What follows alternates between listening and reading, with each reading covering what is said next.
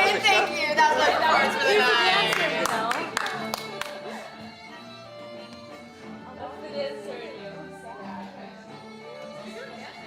Oh yeah. I guess it's for What? Oh, he was sitting there. Yes. Oh yeah, this is my seat. That's right. Come on in. I did last year. I stopped for this year because I wanted a break, but I'm back in the next year. It's all spotted again.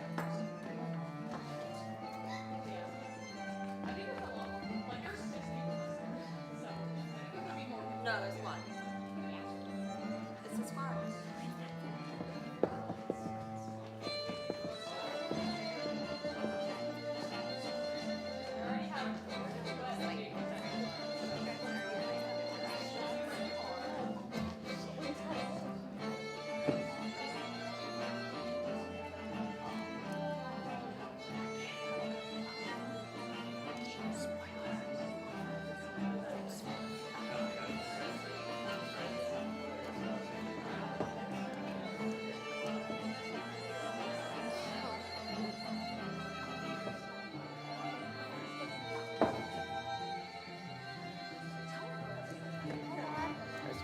This is student section. Yeah. Cool. I'll go back up.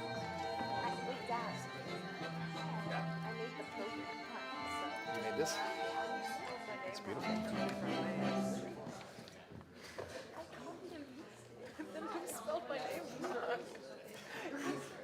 I mean, you could go over there.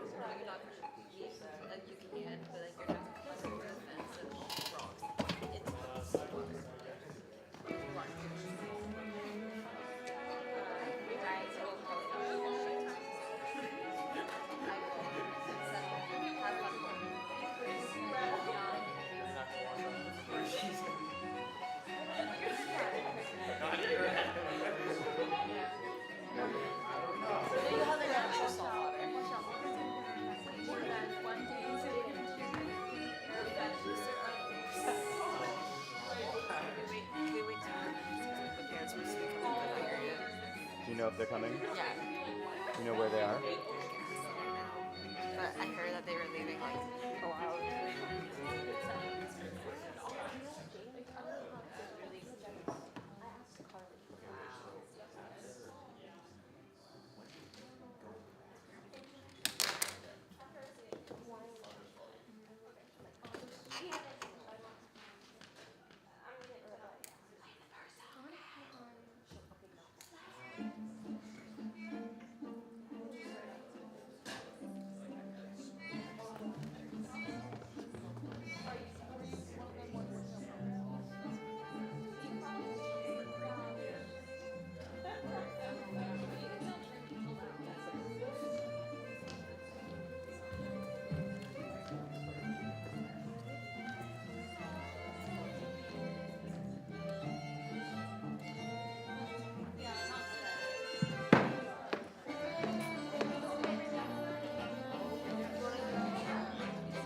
We can take the tape down.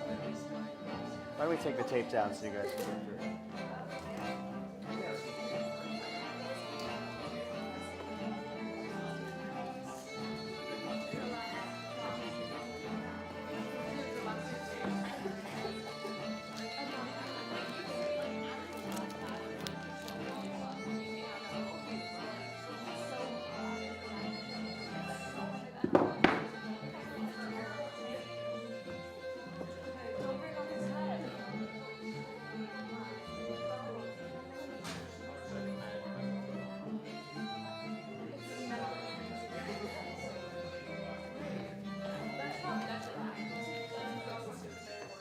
Hello, everybody, and welcome.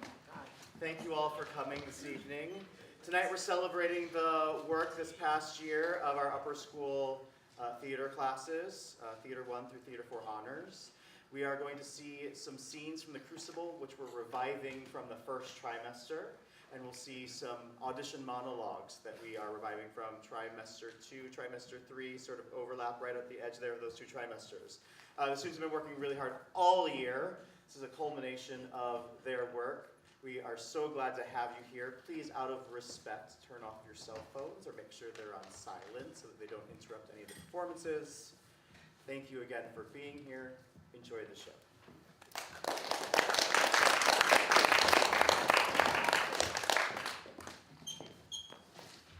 Hello, my name is Danny Ziegler, and today I will be performing Miss Heather Worsley's monologue from Act 2 of A Woman of No Importance by Oscar Wilde, and Lucy's monologue from Act 1, Scene 4 of Fine by Michelle Ashton.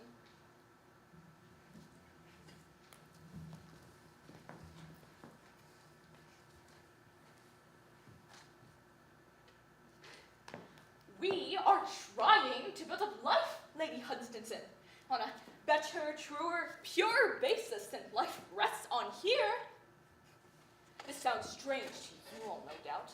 How can it sound other than strange? You rich people in England, you don't know how you are living. How could you know? You shut out from your society the gentle and good. You laugh at the simple and pure, living as you all do on others, and by that you sneer at self-sacrifice. And if you throw bread to pars merely to keep them quiet for a season, with all your pomp and wealth and art, you don't know how to live. You don't even know that. You, like the beauty that you can see and touch and handle, the beauty that you can destroy and do destroy. But of the unseen beauty in life, of the unseen beauty of a higher life, you know nothing. You have lost life's secret.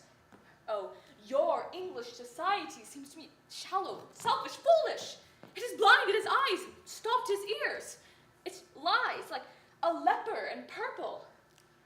It sits like a dead thing with gold. It is all wrong, all wrong.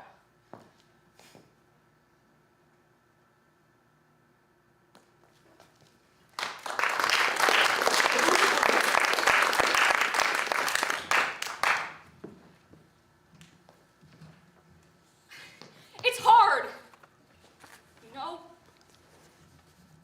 to trust someone. I'm not sure if I ever really have before.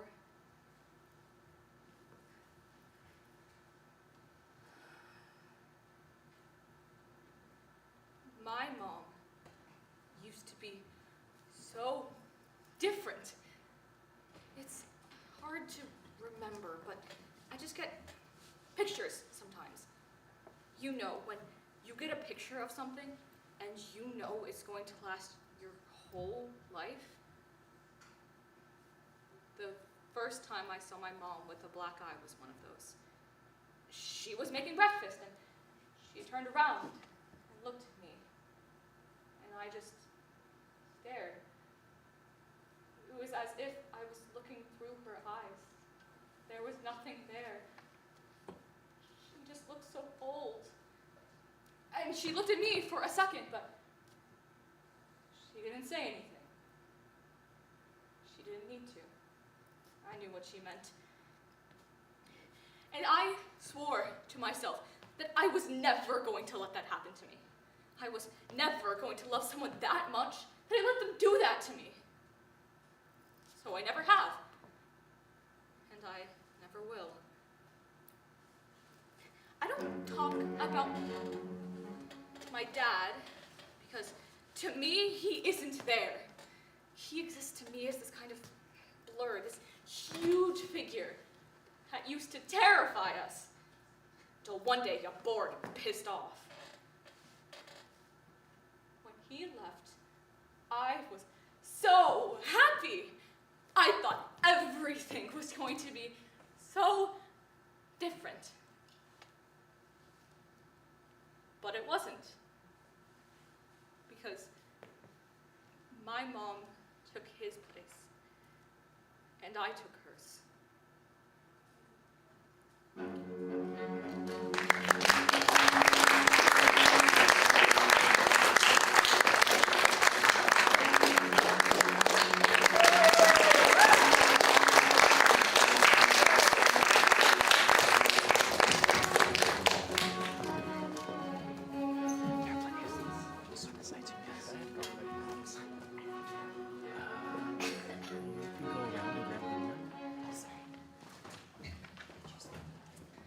Hello, my name is Davina Kiswani, and I will be performing Anne's monologue from Part 6 of Anne of Green Gables by Lucy Maud Montgomery.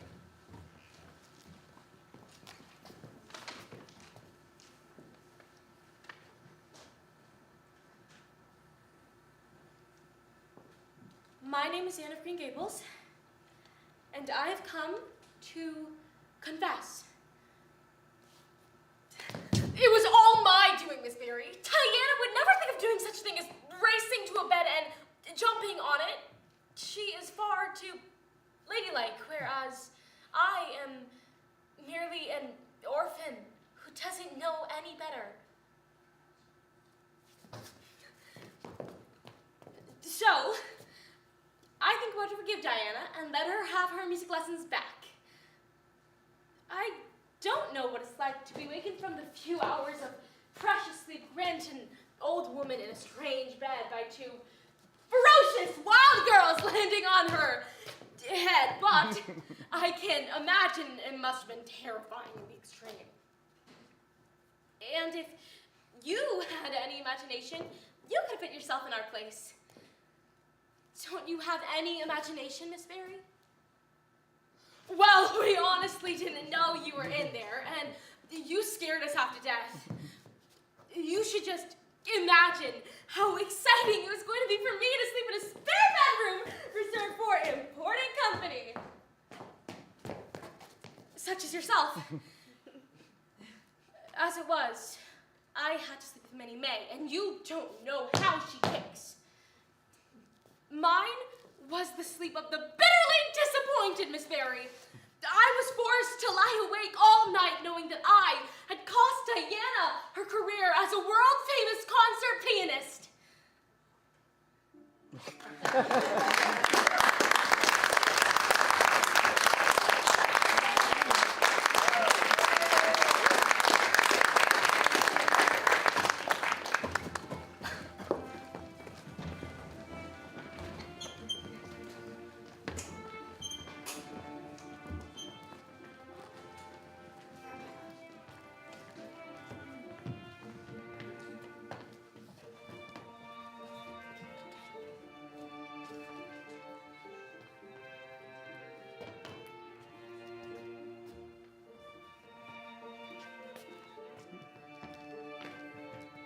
I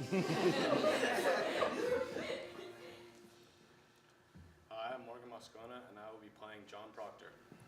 Hi, my name is Demi Renglis, and I'll be playing Abigail from Act 1 of The Crucible by Arthur Miller.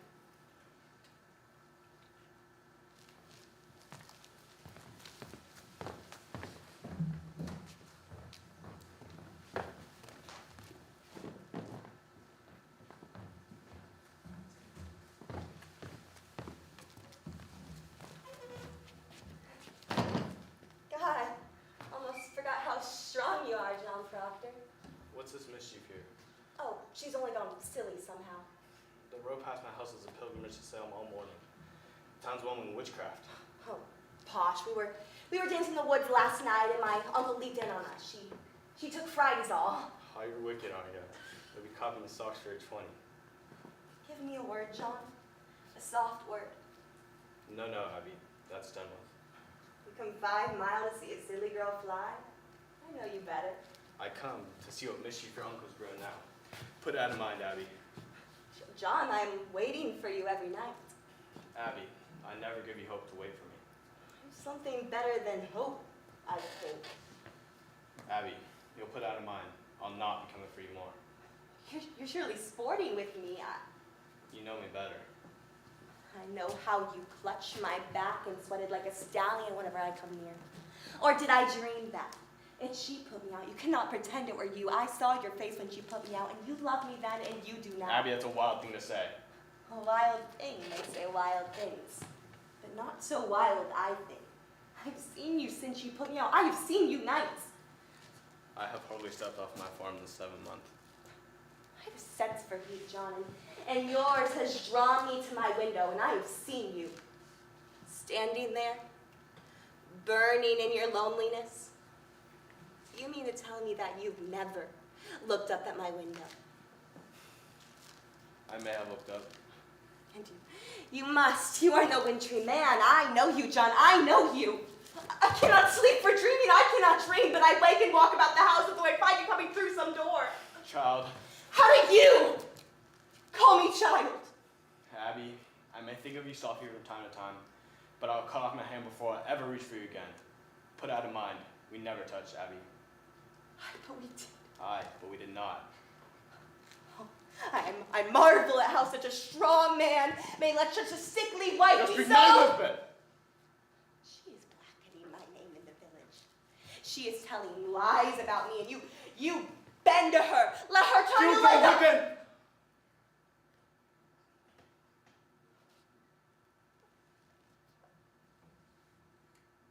I look for John Proctor. That took me from my sleep and put knowledge in my heart. I never knew what pretense Salem was. I never knew the lying lessons of all these Christian women and their covenanted men. And now you bid me tear the lie out of my eyes. I cannot. I will not. You love me, John Proctor, and whatever sin it is, you love me yet. John, pity me.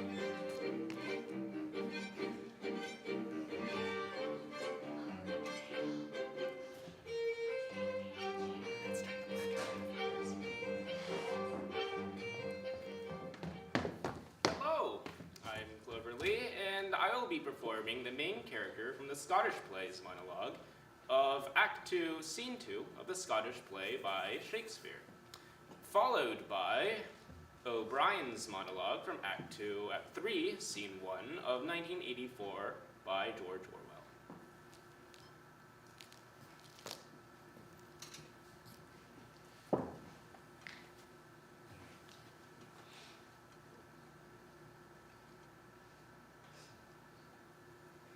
is this a dagger that I see before me? Its handle towards my hand. Come, let me clutch thee. I have thee not, and yet I see thee still. Art thou not, fatal vision, as sensible to feeling as to sight? Or art thou a dagger of the mind, a false creation, proceeding from the heat-oppressed brain? I see thee yet as form as palpable as which I draw now. Thou marshalest me the way I was going, and such an instrument I was to use. Mine eyes are made the fool, so their other senses, or else worth all the rest. I see thee still, and on thy blade in dudgeon gouts of blood, which were not so before. There's no such thing. It is the bloody business which informs thus to mine eyes. Now o'er the one half-world nature seems dead, and pale dreams, wicked dreams abuse, the curtains sleep, and witchcraft celebrates pale Hecate's offerings. And withered murder alarmed by a sentinel, the wolf who howls his watch, thus with his stealthy pace, with dark winds ravishing strides towards his design, moves like a goat. Thou sure and firm set earth, hear not my steps or which way they walk, for fear thy very stones prate of my whereabouts, and take the present horror from the time which now suits within. Whiles I threat he live, words to the heat of deed too cold, breath gives. I go, and it is done. The bell invites me. Hear it not, Duncan, for it is a knell that summons thee to heaven or to hell.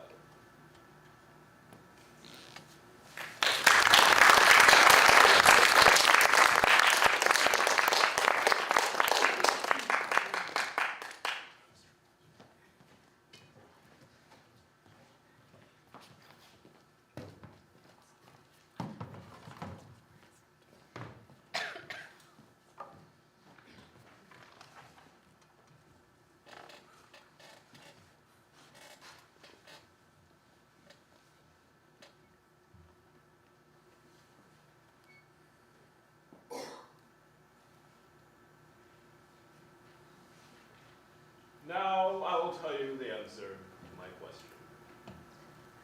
It is this. The party seeks power entirely for its own sake. We are not interested in the good of others. We are interested solely in power. Not wealth or luxury or long life, or happiness, but power, pure power. Now, what pure power means, you will understand presently. We are different from the oligarchies in the past, and that we know what we are doing. All the others, even those who resembled ourselves, were cowards and hypocrites. The German Nazis and the Russian communists came ever so close to us in their methods, but they never had the courage to recognize their motives. They pretended, perhaps they believed, that just round the corner there lay a paradise where human beings were free and we are not like that. We know that no one ever seizes power with the intention of relinquishing it. One does not establish a dictatorship to safeguard the revolution. One makes the revolution in order to establish the dictatorship. The object of persecution is persecution. The object of torture is torture. And the object of power is power. Now, do you begin to understand me?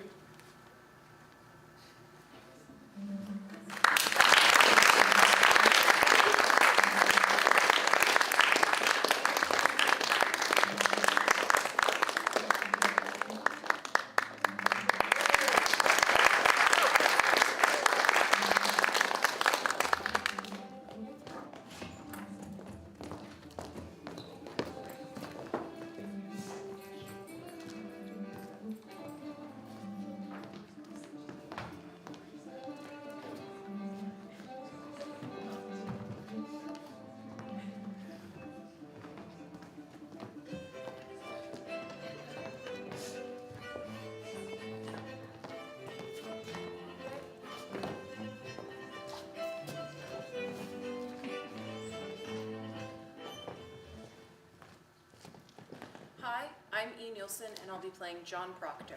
Hi, I'm Kira Doshi, and I'll be playing Mary Warren. And my name is Davina Kiswani, and I will be playing Elizabeth Proctor. And this is our scene from Act 2 of The Crucible by Arthur Miller.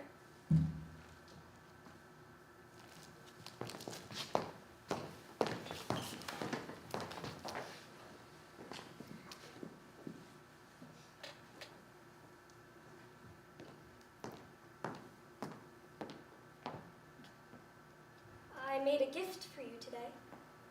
I had to sit long hours in a chair, and I passed the time with sewing. Why, thank you. It's a fair comment. We must all love each other now, Goody Proctor. Aye, indeed, you must. I'll get up early in the morning and clean the house. I must go to bed now. Mary, is it true there be 14 women arrested? No, sir. There'll be 39 now. Why, she's weeping. What ails you, child? Goody Osborne will hang. Hang? Hang, you say? Aye. The deputy governor will permit it? He sentenced her. He must.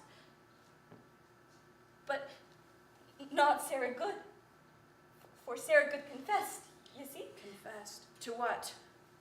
That she made a compact with Lucifer and wrote her name in his black book with her blood and bound herself to torment Christians till God stroked down and we must all worship hell forevermore. But surely you know what a jabberer she is. Did you tell them that? Mr. Proctor, in open court, she near choked us all to death. How choked She you? sent her spirit out. Oh, Mary, surely. She tried to kill me many times, Goody Proctor. Why, I never heard you mention that before.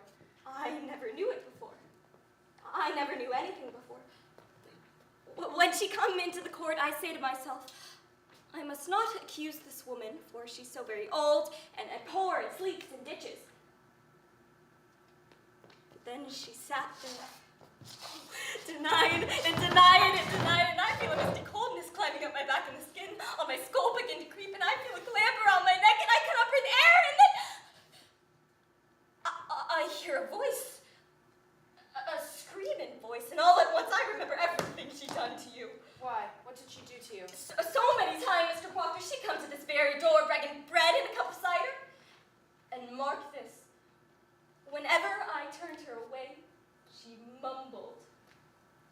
Mumbled. She may mumble if she's hungry. But what does she mumble? Last month, a Monday, I turned her away and I thought my guts would burst for 2 days after. Do you remember it? Why, I do, I must. Aye, so then I told Judge Hawthorne this and he asked her so.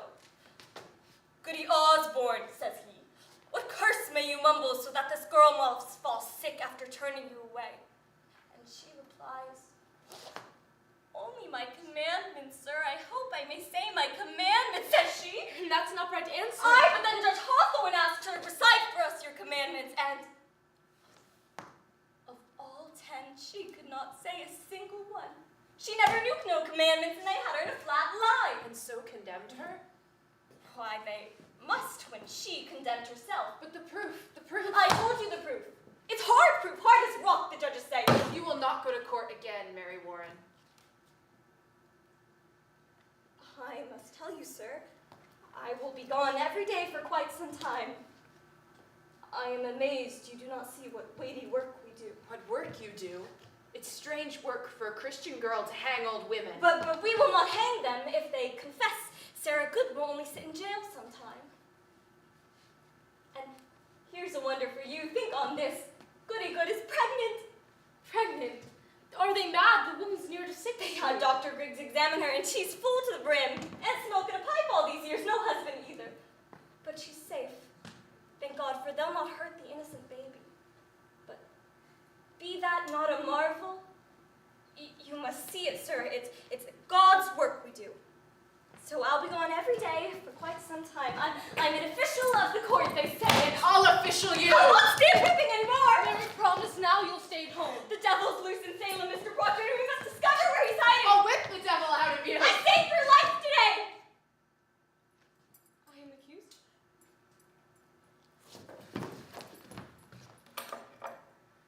Somewhat mentioned. But I said I never saw no sign you ever sent your spirit out to hurt nobody. And seeing as I do live so closely with you, they dismissed it.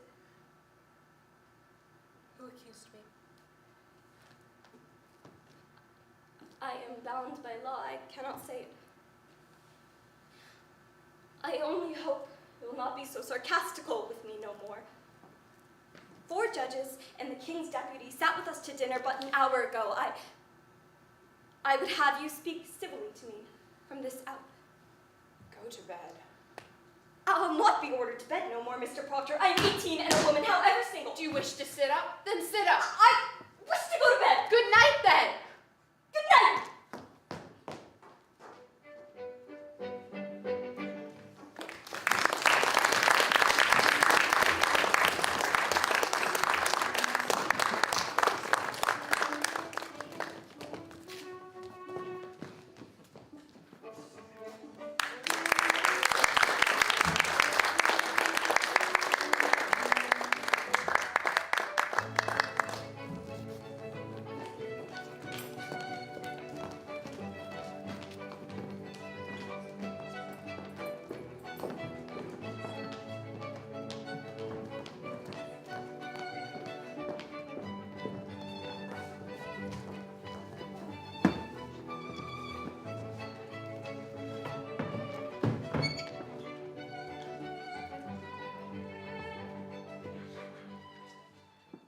My name is Charlotte Ramers, and today I'll be performing Lady Windermere's monologue from Act 3 of Lady Windermere's Fan by Oscar Wilde, followed by Allegra's monologue from Pretty Theft by Adam Simkowitz.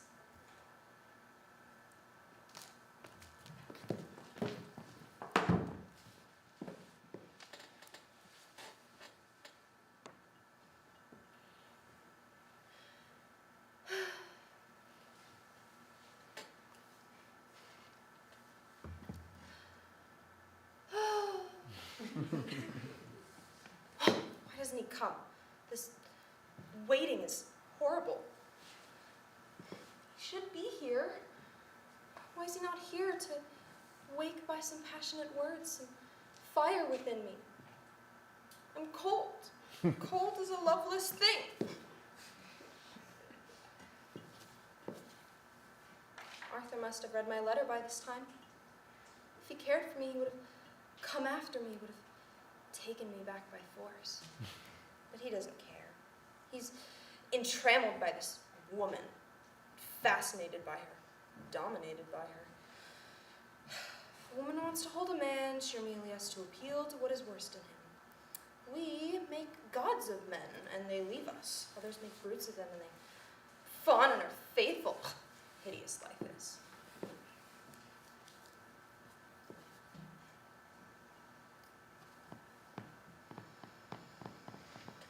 It was mad of me to come here, horribly mad, and yet, which is worse, I wonder, to be at the mercy of a man who loves one, or the wife of a man who's in one's own house dishonors one. What woman knows, what woman in the whole world, but will he love me always, this man to whom I'm giving my life? What do I bring him? Lips that have lost the note of joy, eyes that are blinded by tears, chill hands, oh, and an icy heart. I bring him nothing.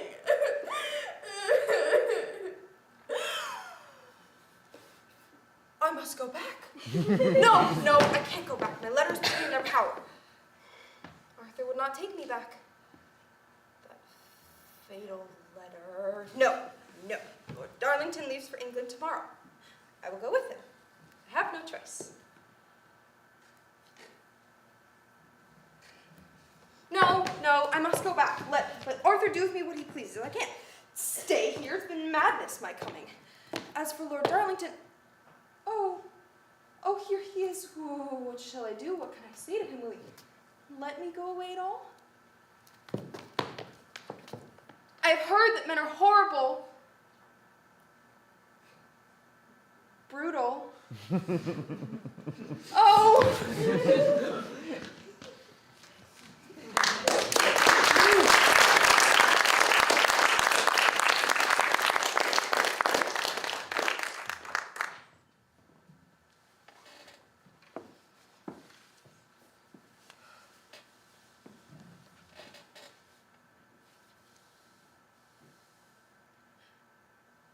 I know you're probably mad at me for leaving before the funeral, but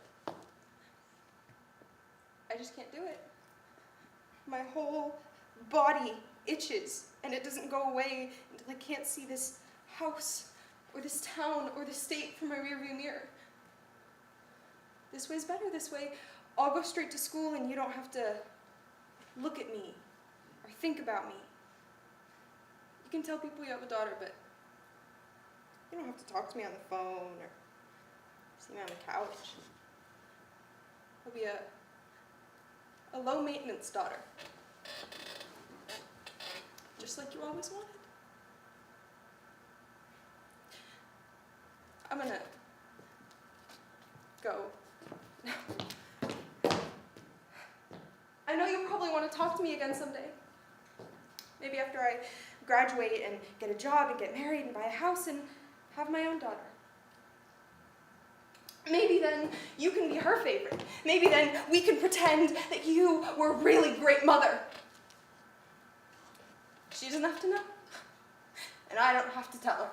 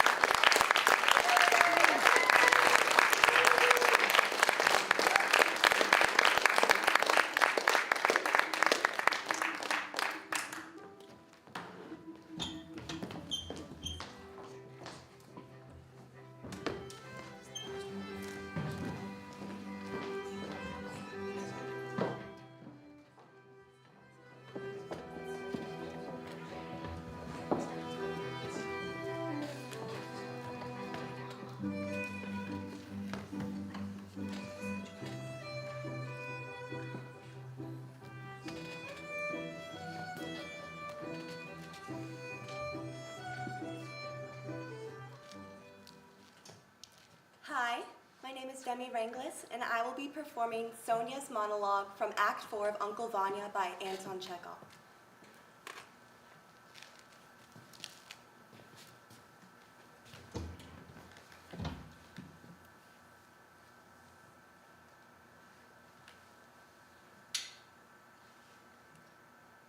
Well, what can we do?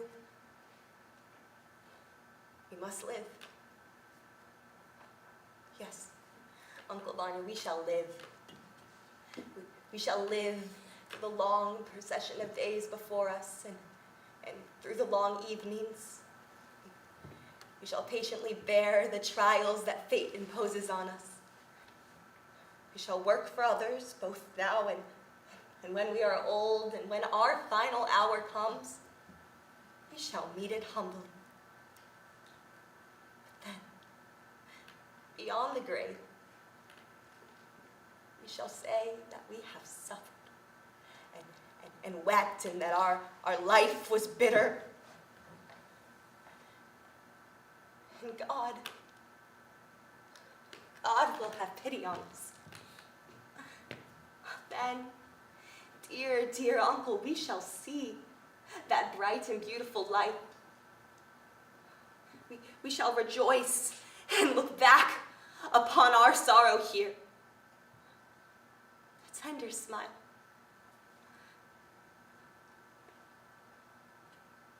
And we shall rest. I have faith, Uncle. Fervent, passionate faith.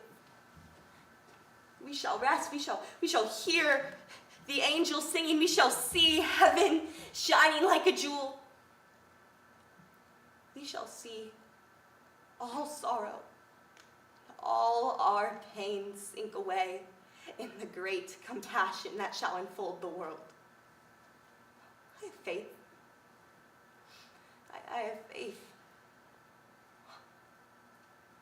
My poor Uncle Vanya. You are crying.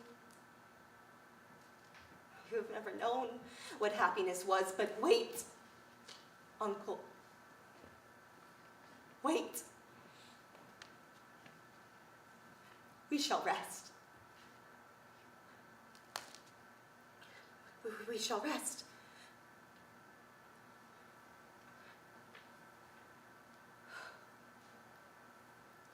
We shall rest.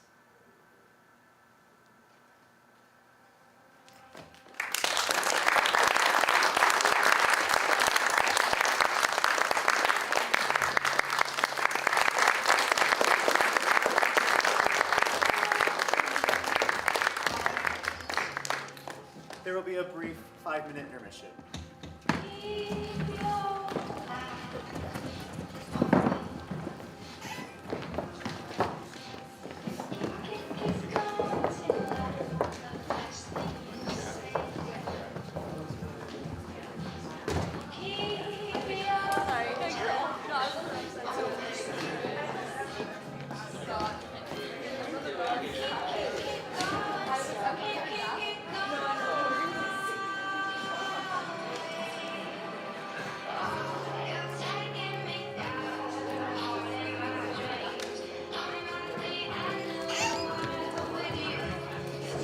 She's sprinting.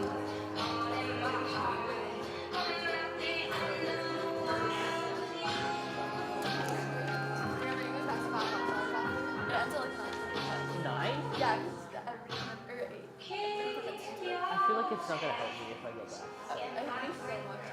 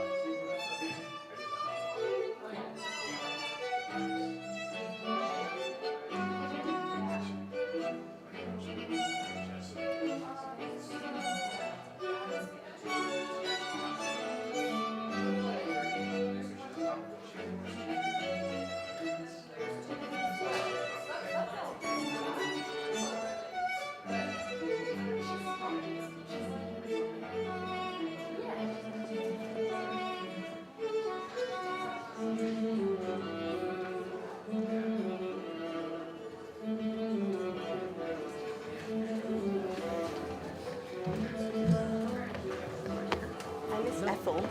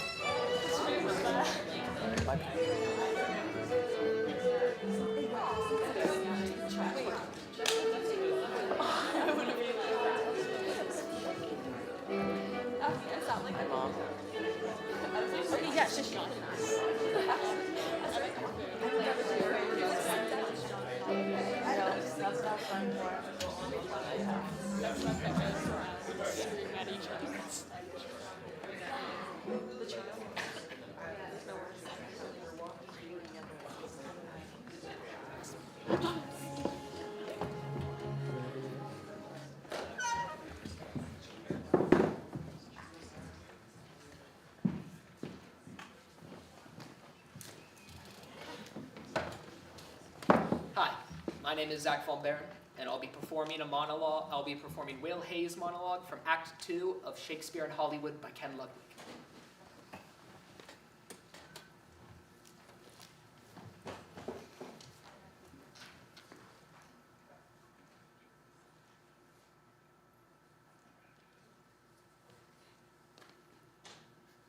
Ow! Stupid flower! It's in my eye! Ow! Oh, it stings! Oh, maybe I can get it out.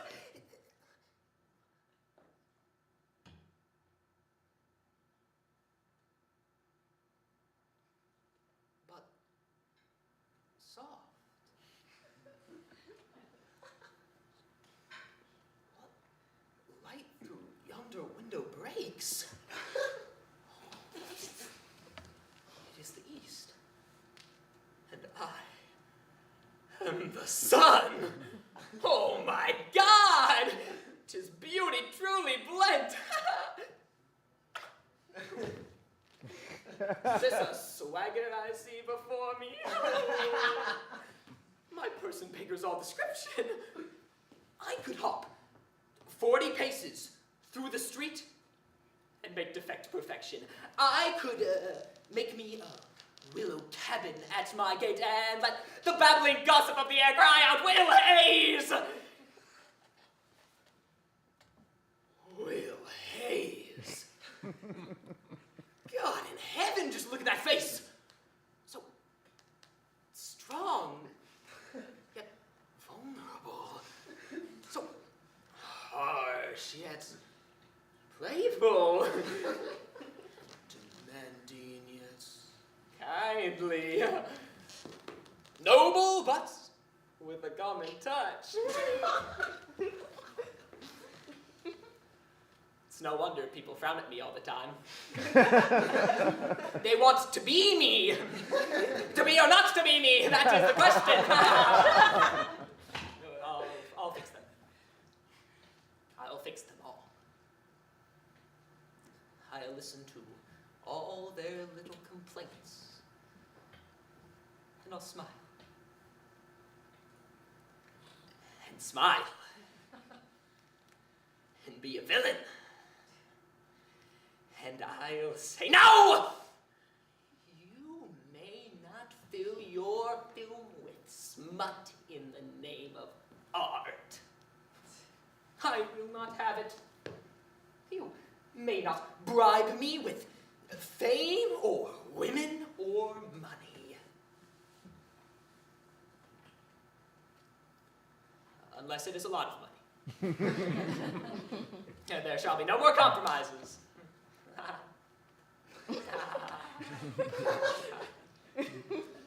Lead on, Macduff!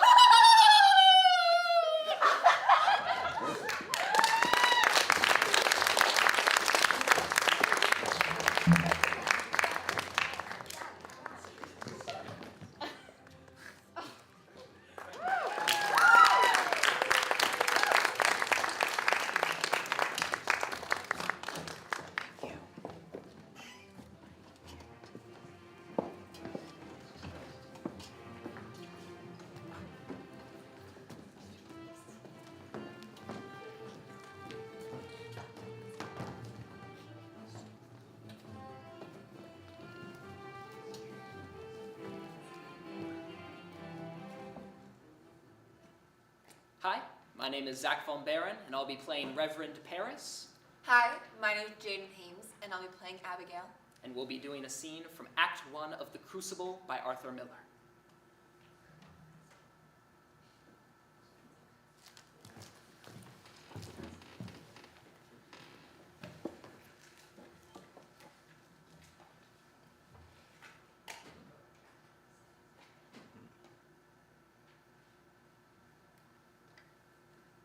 Uncle, the rumor of witchcraft is all about, and I think it's best you go down and deny it yourself. The parlor's packed with people, sir. I'll sit with her. Abigail, I cannot go before the congregation when I know you have not opened with me. What did you do with her in the forest? We did dance, and then when you leaped out of the bush so suddenly, Betty was frightened, and she fainted. And there's a hole in it. Abigail, I cannot go before the congregation when I know you have not opened with me. What did you do with her in the forest? We did dance, Uncle. Like you tell him, I confess it, and I'll be whipped if it must be. But they're speaking of witchcraft. Betty's not witched. Child, sit you down. I would never hurt Betty. I love her dearly. Now, listen, child. Your punishment will come in its time. If you trafficked with spirits of the forest, I must know it now. For surely my enemies will ruin me with it. But we never conjured spirits. Then why can she not move herself since midnight? This child is desperate. It must come out. My enemies will bring it out. Let me know what you've done there.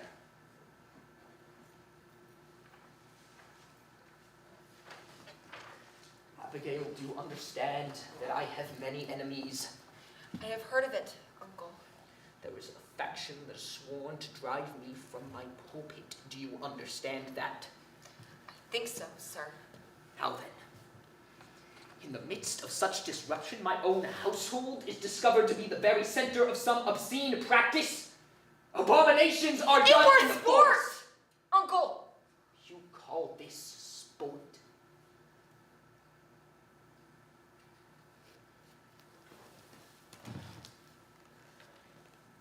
Abigail, if you know something that may help the doctor, give me all of it now.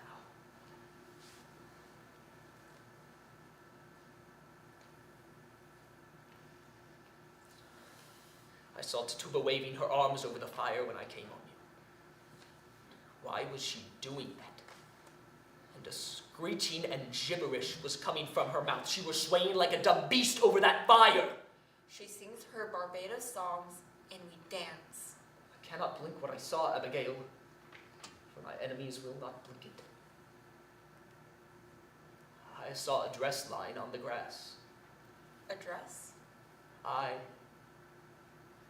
And I thought I saw someone naked running through the trees. And no one was naked. You mistake yourself. I saw it! Now tell me true, Abigail, and I pray you feel the weight of truth upon you.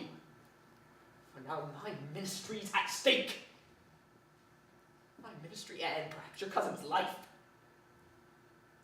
Whatever abomination you have done, give me all of it. For I dare not be taken unaware when I go before them down there. There is nothing more. I swear it.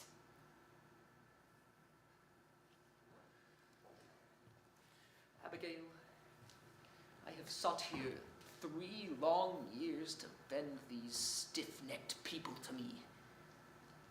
And just now, when some respect is finally rising for me in the parish, you compromise my very character. I have given you a home, child. I have put clothes upon your back. Now give me upright answer. Your name in the town, it is entirely white, is it not? Why, I'm sure it is, sir. There be no blush about my name.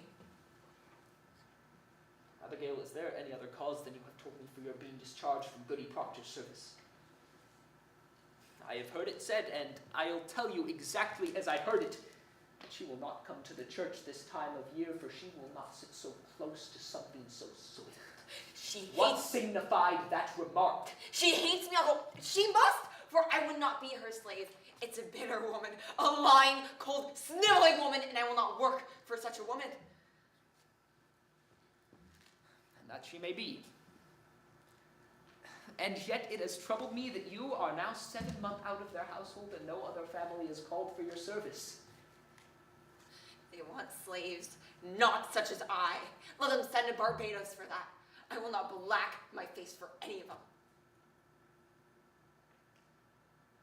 Do you begrudge my bet, Uncle? No, no.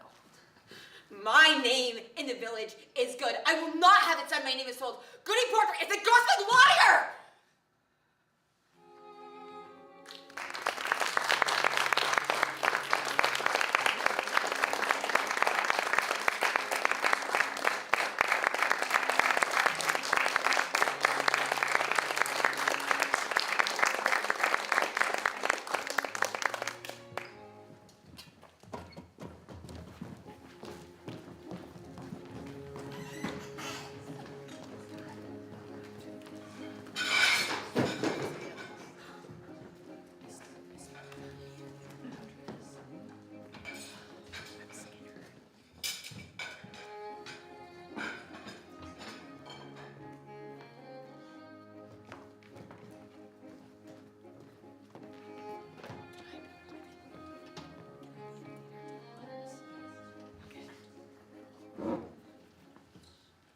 My name is Sarah Dago, and I will be playing the character of Elizabeth Proctor.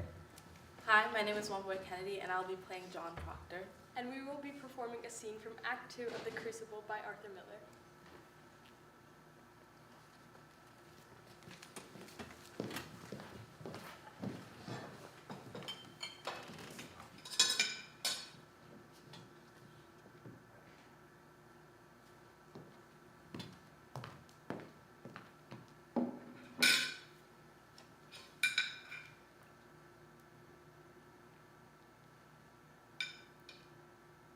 Cider. Aye. This farm's a continent when you go foot by foot, nothing seeds in it. It must be.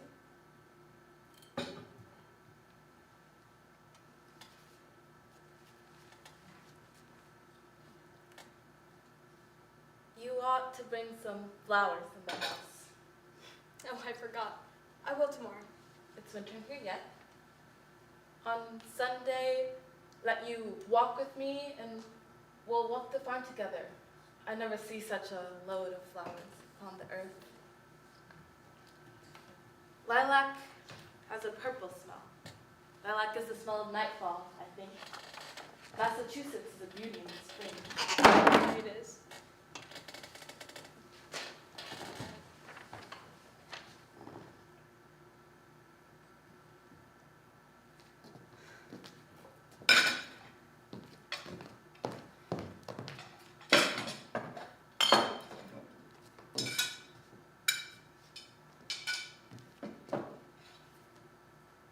I think you're sad again. Are you? You come so late, I thought you'd gone to Salem this afternoon. Why? I have no business in Salem. You did speak of going earlier this week. I thought better of it since. Mary Warren's there today. Why'd you let her? You heard me forbid her to go to Salem anymore. I couldn't stop her.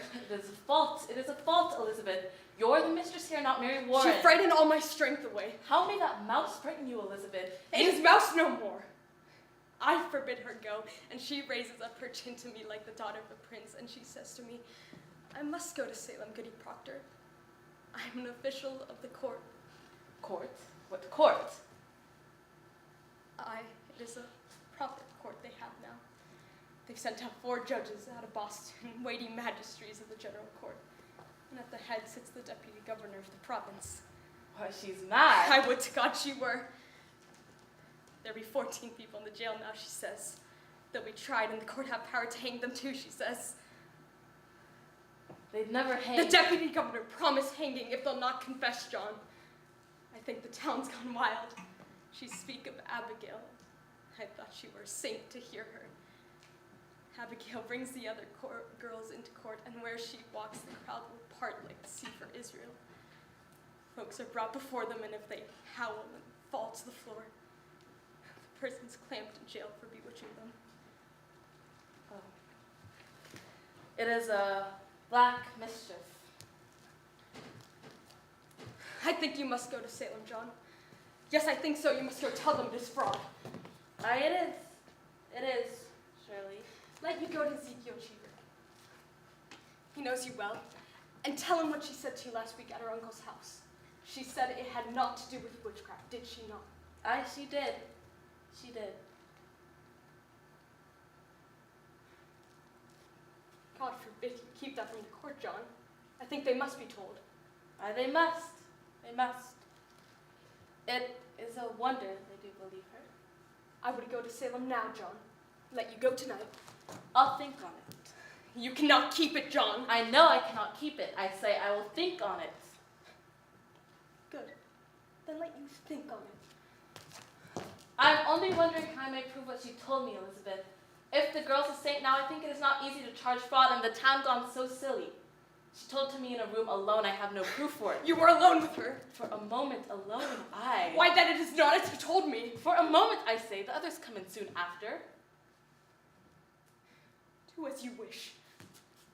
Woman, I'll not have your suspicion anymore. I'll not have it. Let you not earn it. You doubt me yet. And John, if it were not Abigail that you must go to her, will you falter now? I think not. Now look, I see what I see, John. You may not judge me more, Elizabeth. I have good reason to think before I charge fraud on Abigail, and I will think on it. Let you look to your own improvement before you go to judge your husband anymore. I have forgot Abigail. And I. Spare me. You forgive nothing and forget nothing. Learn charity, woman. I've gone tiptoe in this house all 7 months since she is gone. I've not moved from there to there without, I think, to please you, and still an everlasting funeral marches around your heart. I cannot speak, but I'm doubted. Every day, judge for lives as though I come into a court when I come into this house. John, you're not open with me. First you said I'll plead my honesty no more, Elizabeth. John, I'm only... No more. I should have roared you down when first you told me your suspicion, but I wilted, and like a Christian, I confessed. Confess! Some dream I must have mistaken you for God that day. But you're not. You're not, and let you remember it. Let you look sometimes for the goodness in me and judge me not. I do not judge you, John. Magistrates sit in your heart that judges you. I never thought you but a good man, only somewhat bewildered. Elizabeth, your justice would freeze beer.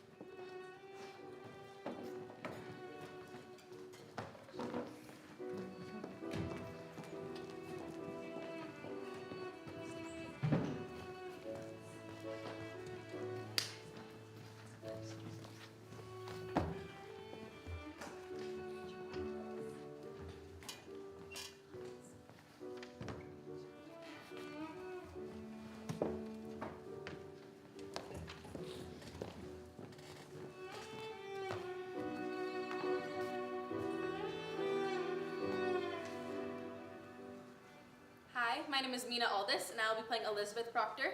My name is Daphne Gorley, and I'll be playing John Proctor. And this is a scene from Act 4 of The Crucible by Arthur Miller.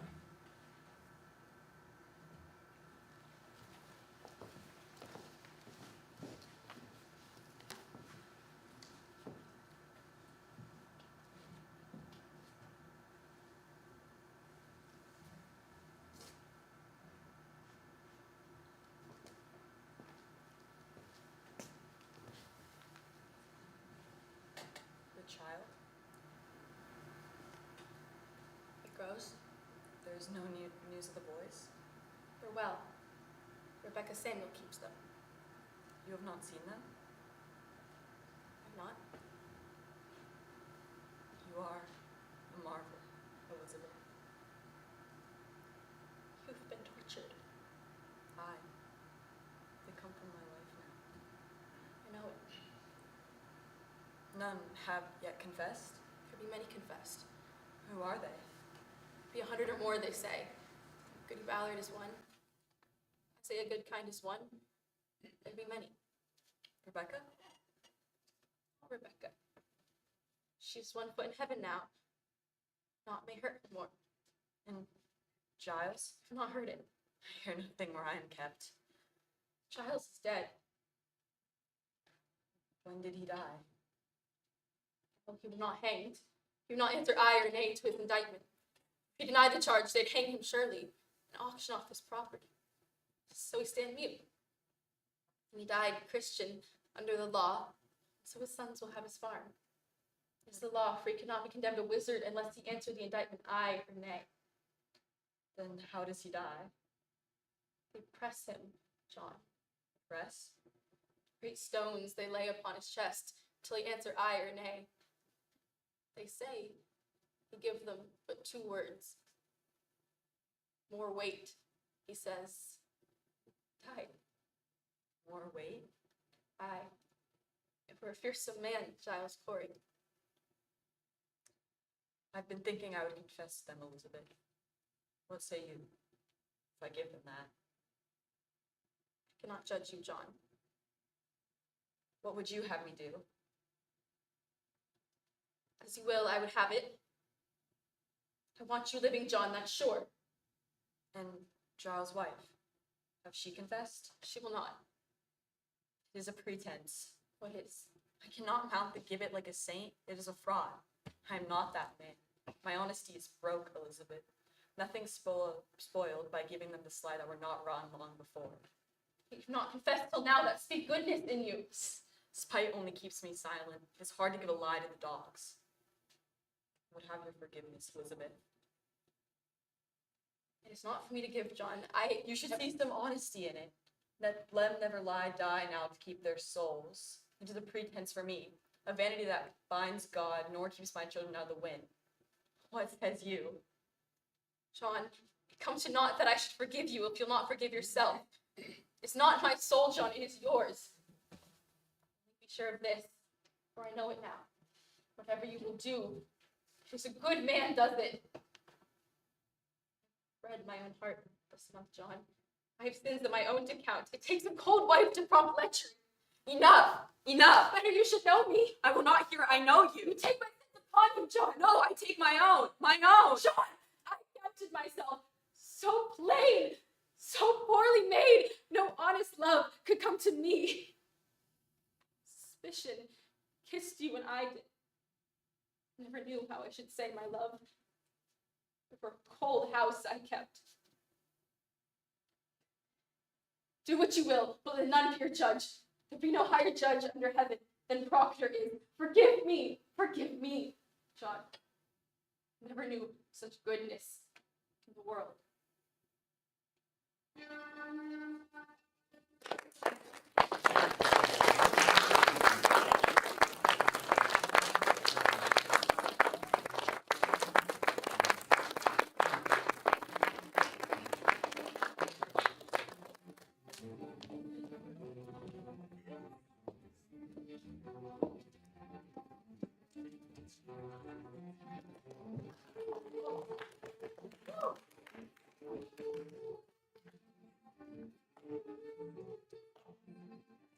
Hello, my name is Charlie Newman, and I'll be performing Trigorin's monologue from The Seagull by Anton Chekhov, and Alex's monologue from 4 a.m. by Jonathan Dorff.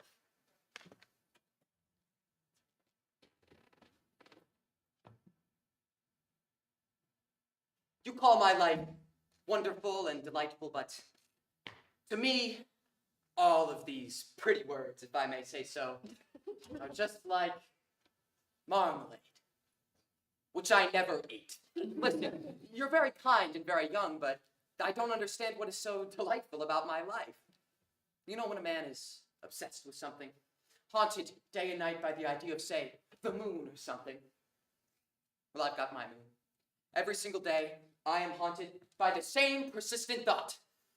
I must write, I must write, I must write. No sooner have I finished one story than I'm compelled to write another. And after another, a third. And after a third, a fourth. I write without stopping except to change horses like a post chase. What is so exciting and delightful in that, I should like to know? It's a dog's life. And here I am talking to you, excited and delighted, and yet not for 1 minute do I forget that there is an unfinished story waiting for me inside. I see a cloud. It is shaped like a grand piano. I think I must mention somewhere in a story that I saw a cloud shaped like a grand piano. I smell heliotrope. I think sickly smell must be used in describing a summer's evening.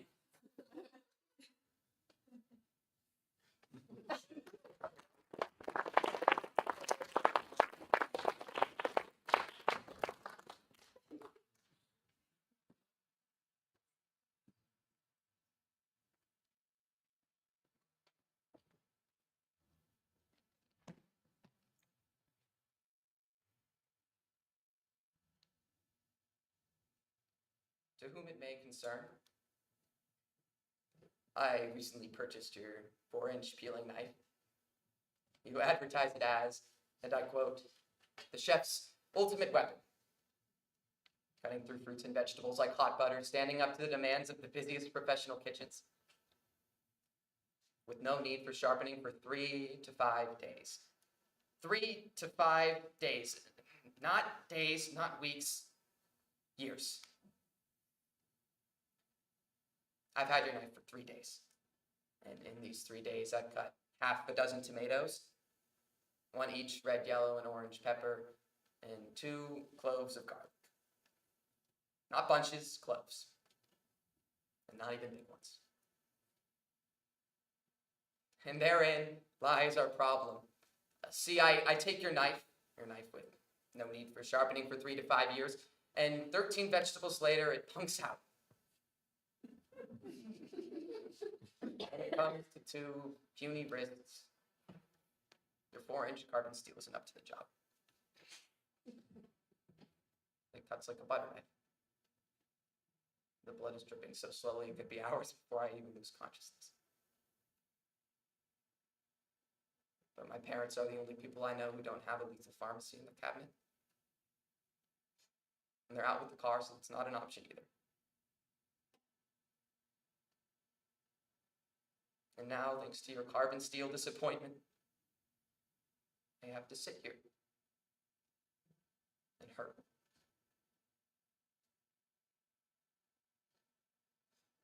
The whole point of your knife is so I don't have to hurt anymore.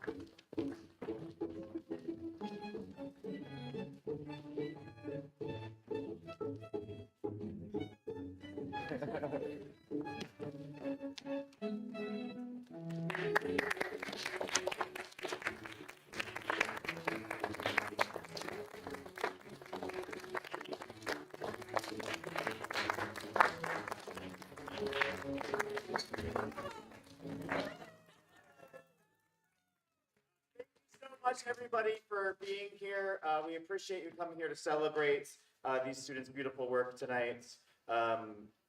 Thank you so much for you all for spending this first year with me here at Parker. I can't wait for many more years with you to come.